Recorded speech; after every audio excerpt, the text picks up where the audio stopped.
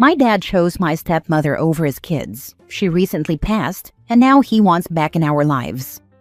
Original post. Okay, some backstory here. My parents divorced while I, 26 male, was still a toddler, and most of my childhood was spent between both parents and my older sister Trish and brother Ron.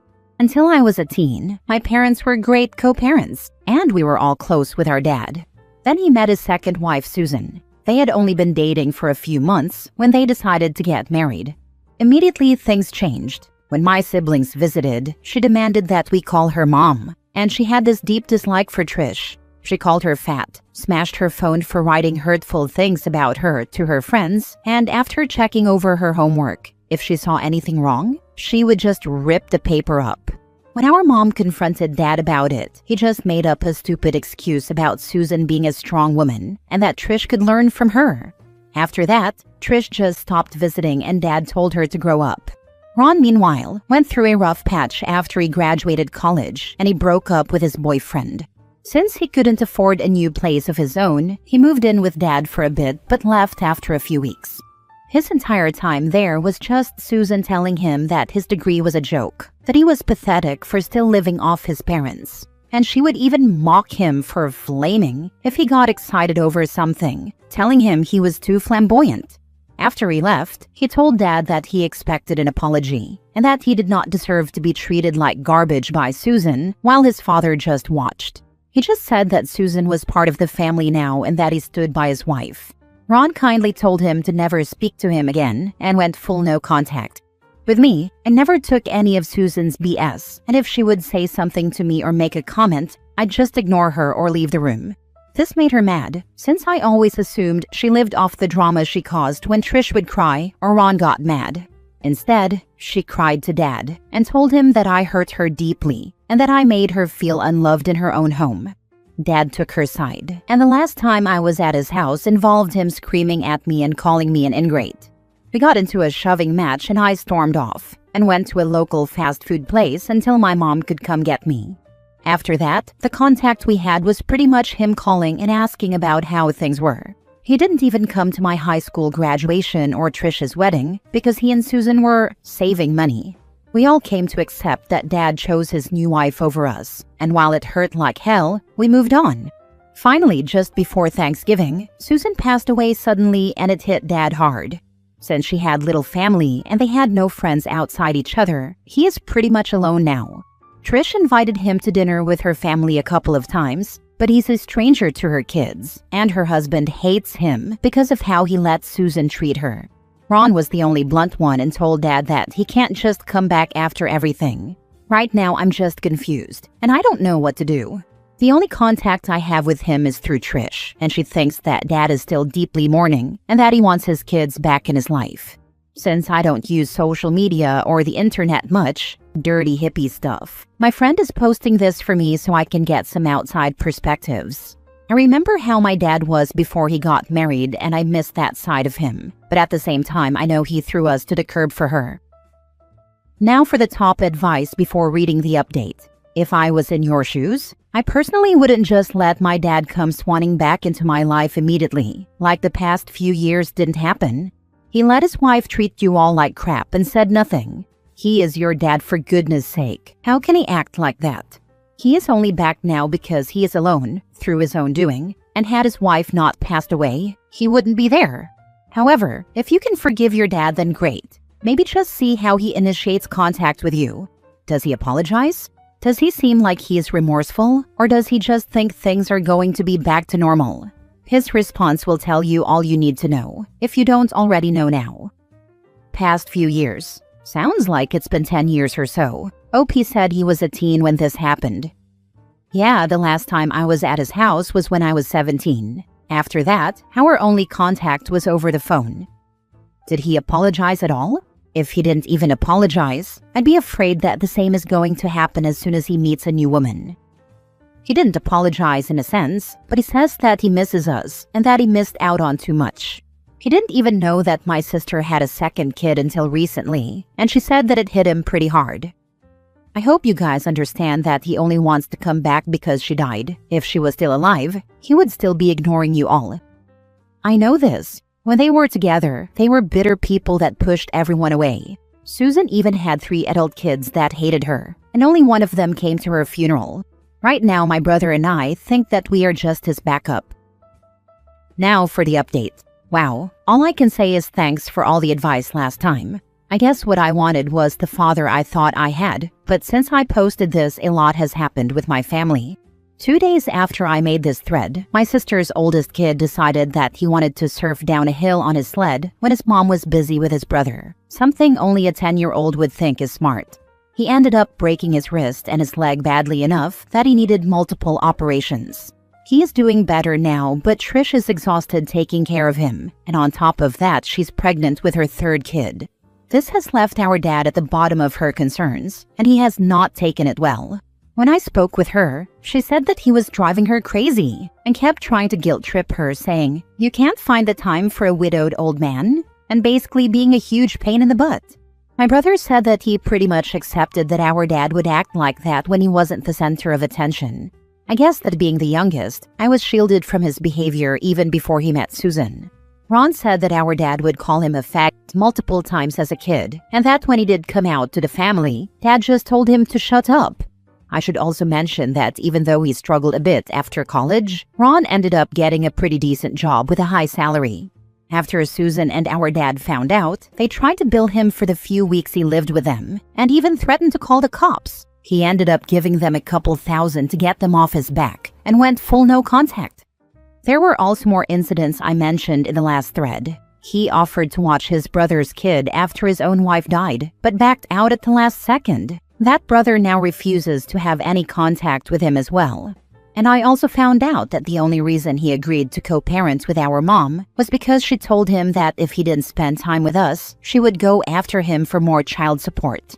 I was beyond disgusted. After talking with my girlfriend and she read some of the replies in the thread, she suggested that maybe he and I should go out for lunch and just see how it goes. Since we will only be in town for another month before we go off-grid until the fall, I agreed. I knew that I would regret it if I didn't go, and it was eating me up inside. It was the most awkward moment of my life. I met him at the diner he chose, and I was pretty shocked to see how much he changed. He gained a lot of weight since the last time I saw him, 100+ pounds, and he looks decades older than his real age. Plus, he kept making comments about the way my girlfriend's dreadlocks looked dirty, and made a rude joke about me looking like Charles Manson when I showed him our pre-engagement pics. Finally, after he was done complaining, I asked how he was doing. He just said, "How do you think?" He just listed off how his wife was dead, his kids won't give him the time of day, he's up to his eyeballs in debt, and even whined about the poor service in the diner. After lunch, he offered me a ride back to my place and offered to put my bicycle in the back of his truck too. The only kind thing he said. I turned him down and told him to take care of himself. I just don't think I can have any sort of relationship with him after all. I talked with my girlfriend all night, and she said that maybe I turned Susan into a scapegoat for my dad's rotten behavior, and that I didn't want to accept the type of man he really was. Right now, I'm focusing on the positive things in my life. My nephew is recovering well, with a 3rd one due in the summertime, and my girlfriend and I are planning to get engaged shortly afterward. My dad's rejection still hurts like hell, but I plan on working past it. Good for you. I mean it sincerely. Your dad obviously didn't learn his lesson. He is screaming for attention. Well, he is not a kid anymore and there are consequences. I feel sad for you. Your dad sounds like mine. I have forgiven my dad because he is dying, and I just don't want to get mad anymore. My own dad finally started showing some compassion when he realized he's going to die alone. Turns out he's still an a-hole though. Only last week did he send me paragraphs of text telling me how much of a failure I am and how I will never be successful. Because that's how you support your kids. I just replied to your old thread saying take some time and space to evaluate. Forgot I was browsing the before story. I think you've got the mythical closure that people sometimes aim for. I've recently had a similar conversation with my brother, where I realized that the relationship I want to have with him just isn't going to happen. What can you do when you tell someone that they've hurt you with their actions and they reply, "Well, I'm an a-hole. I admit it. I'm not going to change." It upset me, but also gave me peace. I don't have to keep trying to work on this relationship anymore, trying to find the right words or actions to help us connect. It's not my fault it isn't working. Your eyes have been opened to your dad's crappy behavior. It's helping you explain some of the things about your childhood. I think your girlfriend is right about how you projected all the awfulness onto Susan. If she was the driver for it, your dad sat back and let her.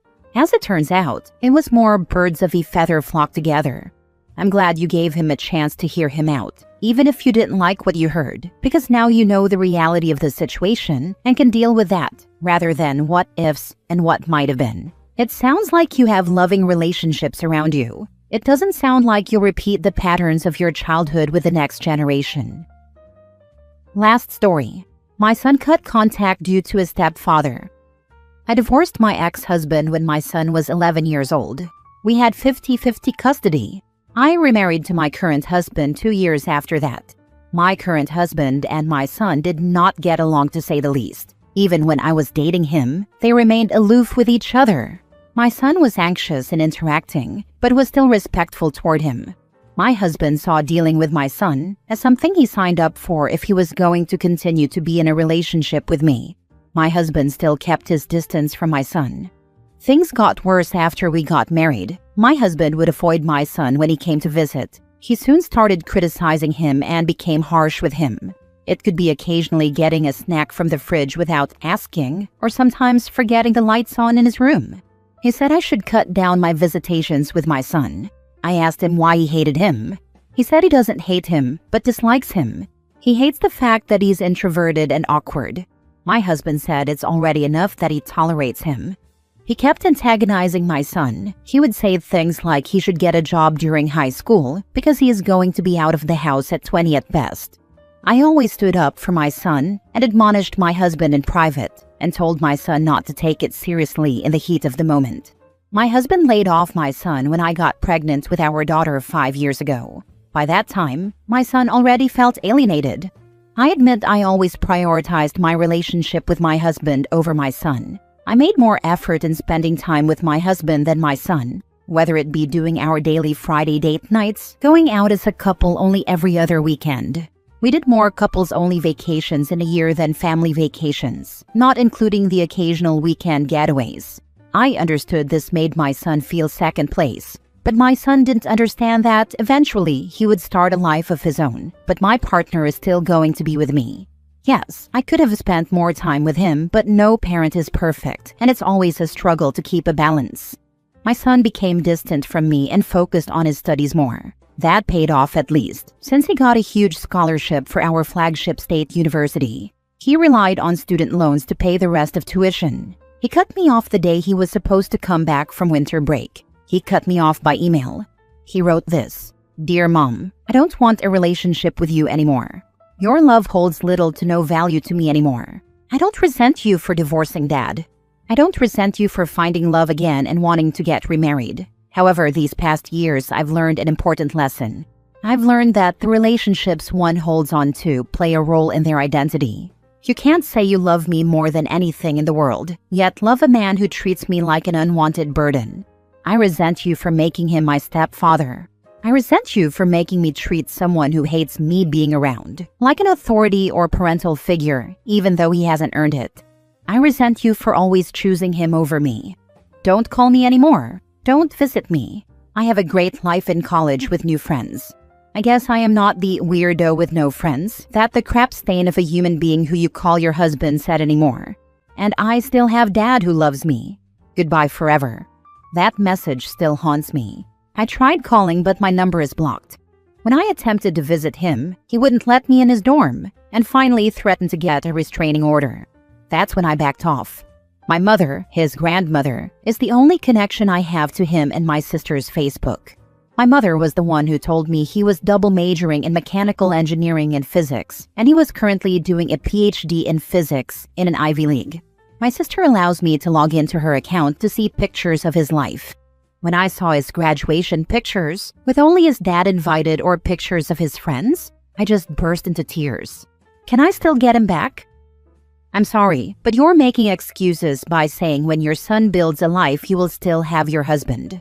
Fact of the matter is you don't know that. People get divorced. Relationships end. It seems like your husband made no effort and you chose him over your child. I don't really blame your son. It sounds like your husband treated him like a burden, and you let him.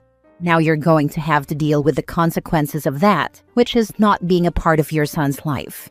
Which is a shame because he sounds like a driven, amazing guy. My daughter's father did to her what you did to your son. Talking to my daughter, I doubt she'll ever want to rebuild her relationship with her father, and I doubt your son will either. You're reaping what you've sown. I just hope that you choosing your new husband over your son will not damage your son for life. My dad did the same to me. I attempted to let him back in and he repeated the same actions. See ya. No coming back this time. Sorry, but you allowed your husband to treat him like crap and you expect him to want you around? Doesn't work that way. I hope your son gets the counseling he needs to move on, but kudos to him for placing higher value on his own self-worth. I have to agree with most of the responses. Similar situation for me growing up, and while I never cut off my mom, I did cut off my stepfather due to his repeated put-downs, insults, and negativity. It finally came to a head when his bizarre behavior affected my own kids. I ended my relationship with him completely, and it was the right thing to do. While for my own benefit, I forgave him. It was during my final talk with him after 10 years of silence, and he was on his deathbed. While he provided for us materially, and I learned many things from him, none of it was worth the price of my peace of mind and the anxiety and depression he caused me and my brothers and sister. For his own sake, not yours, I hope he learns to forgive you. Whether this includes ever speaking to you again is up to him. So until if or when this happens, you should cease being yet again selfish and leave him be, as he wishes to be, alone.